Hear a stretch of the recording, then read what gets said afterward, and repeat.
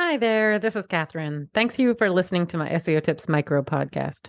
So, before we get into today's SEO tip, I just wanted to share with you the ways you can support the podcast if you're enjoying all the tips and finding them useful. So, you can send me a donation at buymeacoffee.com/Catherine W. Ong, O-N-G, and that's Catherine with a K. Any and all levels of donation are appreciated. It will help me offset the cost of producing the podcast. So, that's buymeacoffee.com/Katherinewong.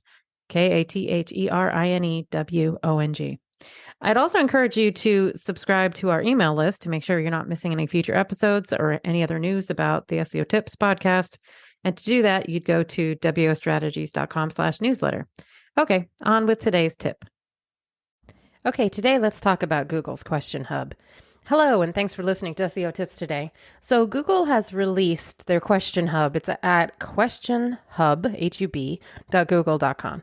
And you can create this free account. And frankly, all SEO should use this tool for content generation. So in Google's announcement, they said, quote, "We collect unanswered questions directly from users to identify content gaps online."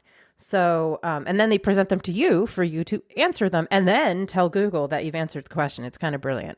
So you sign in with your personal Gmail account. This is not available for Google Workspace users as an FYI, because I tried it. Anyway, you sign it, you create an account with your personal Gmail, and then you can browse or search for topics that you're interested in, where you have expertise.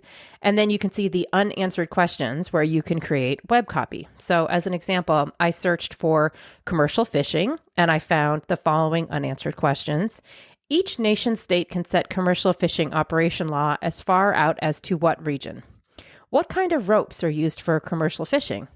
Or I did this other search for COVID-19 and I brought up these unanswered questions. Is the COVID-19 vaccine safe for long haulers? Are mutant strains of COVID-19 checked in every test that's given out? Now, I personally have always thought that SEO is more like a public service. You have to answer the public's burning questions. And now Google makes it even easier by surfacing those that they don't have answers to. You can also export all these questions into Excel if you want to actually organize your writing process.